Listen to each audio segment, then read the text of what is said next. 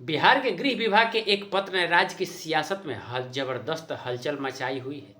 इस पत्र ने मुख्यमंत्री नीतीश कुमार के भविष्य को लेकर चल रही अटकलों को हवा दे दी है। गृह विभाग द्वारा जारी इस पत्र में कहा गया है कि मुख्यमंत्री पद से हटने के बाद नीतीश कुमार को Z+ श्रेणी की सुरक्षा दी जाएगी। हैरान करने वाली बात यह है कि यह पत्र तब आया है जब नीतीश कुमार ने अभी तक औपचारिक रूप से इस्तीफा नहीं दिया है। गृह विभाग के विशेष सचिव के.एस. अनुपम द्वारा जारी इस पत्र में कई सवाल खड़े कर दिए हैं। राजनीतिक विशेषज्ञों का मानना है कि यह महज प्रशासनिक प्रक्रिया नहीं बल्कि एक सोची समझे रणनीति का हिस्सा है। इसके अलावा इस पत्र ने एक बुनियादी सवाल भी खड़ा कर दिया है कि राज्य का तंत्र किसी भी औपचारिक घोषणा से पहले ही इस्तीफे के बाद की स्थिति के लिए तैयार क्यों कर रहा है। प्रशासनिक पहलू से इतर इस घटनाक्रम ने बिहार में एक बड़े राजनीतिक विमर्श को हवा दी है कि क्या बीजेपी सक्रिय रूप से नीतीश कुमार को पद छोड़ने के लिए दबाव डाल रही है। गृह विभाग बीजेपी नेता और उप मुख्यमंत्री सम्राट चौधरी के अधीन आता है। इससे यह अटकलें लगाई जा रही है कि यह पत्र कोई सामान्य प्रक्रिया का हिस्सा नहीं है बल्कि एक व्यापक राजनीतिक रणनीति का हिस्सा है। कयास लगाए जा रहे हैं कि बीजेपी नीतीश कुमार पर पद छोड़ने के लिए दबाव बना रही है और उन्हें पुनर्विचार का कोई मौका नहीं देना चाहती।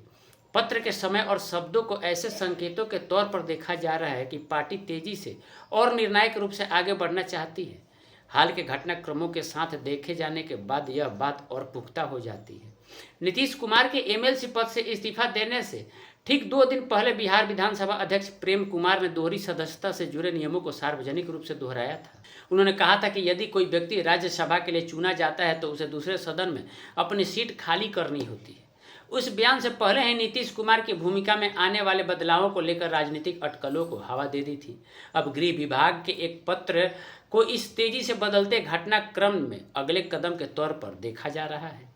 विपक्ष के नेता तेजस्वी यादव ने इस घटनाक्रम पर तीखी प्रतिक्रिया दी। उन्होंने इसे मुख्यमंत्री का अपमान बताते हुए कहा, नीतीश कुमार के लिए ऐसी अपमानजनक विदाई की कल्पना उनके समर्थकों ने भी नहीं की होगी। उनके इस्तीफे से पहले ही अधिकारियों ने पूर्व मुख्यमंत्री की तरह मानना शुरू कर दिया है। बस देखते जाइए आगे क्या क्या होता है। आरजेडी प्रवक्ता मृत्युंजय तिवारी ने भी आरोप लगाया कि बीजेपी पिछले दरवाजे से दबाव बनाकर नीतीश कुमार को हटाने की कोशिश कर रही है। मृत्युंजय तिवारी ने कहा, इससे पता चलता है कि नीतीश कुमार इस्तीफा नहीं देना चाहते बल्कि उन्हें ऐसा करने के लिए मजबूर किया जा रहा है। बीजेपी पिछले दरवाजे से दबाव बनाकर उन्हें मुख्यमंत्री के पद से हटाने की कोशिश कर रही है। बीजेपी ने इन आरोपों को सिरे से खारिज करते हुए कहा है कि यह पत्र एक सामान्य प्रशासनिक प्रक्रिया का हिस्सा है। पार्टी प्रवक्ता प्रभाकर मिश्रा ने विपक्ष पर इस मुद्दे का बेवजह राजनीतिकरण करने का आरोप लगाया है। हालांकि जिस तरह से एक के बाद एक घटनाक्रम पद से इस्तीफा, स्पीकर के बयान और अब सुरक्षा जुड़ रहे हैं, उससे यह साफ लग रहा है कि बिहार में सत्ता परिवर्तन की पटकथा लिखी जा चुकी है। उन्होंने कहा, प्रशासनिक प्रक्रियाएं तय नियमों के अनुसार ही चलती है लेकिन विपक्ष को हर चीज़ में राजनीति ही नजर आती है। जैसे जैसे यह विवाद गहराता जा रहा है सभी की नज़रें नीतीश कुमार पर टिकी हुई है।